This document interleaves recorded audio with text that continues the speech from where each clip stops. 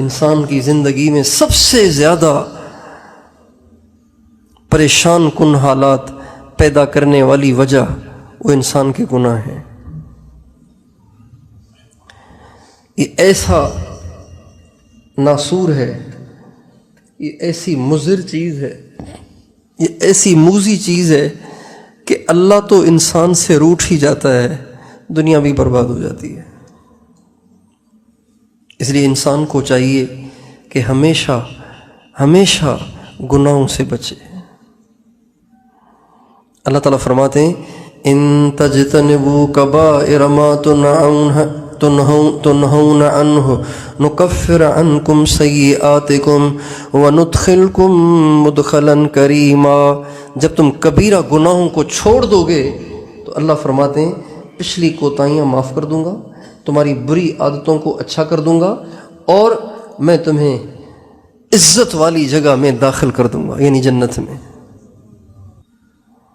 اور یہ گناہوں کا ایک اثر تو یہ ہوتا ہے کہ انسان اللہ سے دور ہو جاتا ہے، فاصلے بیچ میں آ جاتے ہیں۔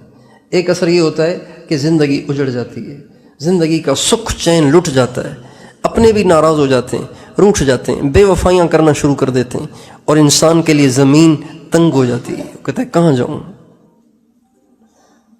یہ اس کے اپنے کرتوتوں کی سزا ہوتی ہے۔ اور تیسرا گناہوں کا نقصان یہ ہوتا ہے کہ انسان سے نیکی کی توفیق سلب ہو جاتی ہے، نیکی کی توفیق اس سے سلب ہو جاتی ہے۔ یہ جو لوگ کہتے ہیں کہ معمولات نہیں ہوتے، مراقبہ نہیں ہوتا، ذکر رہ جاتا ہے، تہجد میں اٹھا نہیں جاتا، آنکھ نہیں کھلتی، بہت کوشش کی ہے، الارم بھی لگاتا ہوں، جلدی بھی سو جاتا ہوں، پھر بھی آنکھ نہیں کھلتی، آنکھ کھل بھی جاتی ہے تو اٹھا ہی نہیں جاتا، رہ جاتا ہے، یہ سب کی سب باتیں گناہوں کی نحوست ہیں۔ حضرت سفیان ثوری رحمۃ اللہ علیہ بہت بڑے امام ہیں، یہ امام ابو حنیفہ کے ہم پلہ ہیں، امام اعظم ابو حنیفہ کے ہم پلہ۔ اللہ نے ہمارے امام صاحب کو قبولیت زیادہ دی، ان کی فقہ چل پڑی۔ حضرت سفیان ثوری بھی، ان کی بھی ایک فقہ تھی، وہ بھی امام مجتہد تھے، لیکن ان کی فقہ آگے چل نہیں پائی۔ امام اعظم کی فقہ کو اللہ نے ایسی قبولیت دی کہ اب بھی چل رہی ہے۔ حضرت سفیان ثوری بہت بڑے اللہ والے بھی تھے، شیخ کامل بھی تھے، اور امام مجتہد بھی تھے۔ فرماتے ہیں کہ ایک دفعہ ایک شخص دعا مانگ رہا تھا اور رو رہا تھا، تو مجھے خیال آیا یہ کتنا ڈرامہ باز ہے، دکھاوا کر رہا ہے۔ ایسے ہی مجھے خیال آیا کہ یہ سارا دکھلاوا کر رہا ہے، ساری بناوٹ رہی ہے۔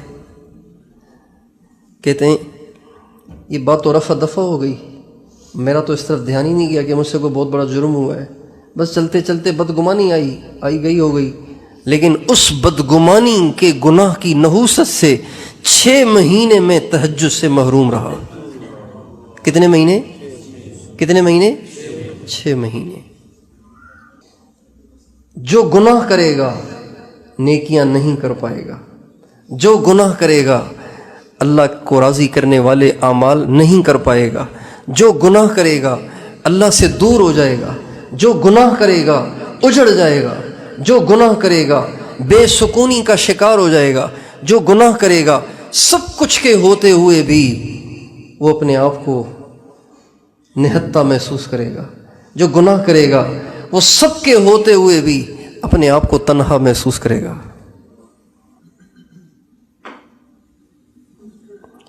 اس لیے یہ بہت بڑی رکاوٹ ہے اللہ تک پہنچنے میں، بہت بڑی رکاوٹ ہے اللہ تک پہنچنے میں۔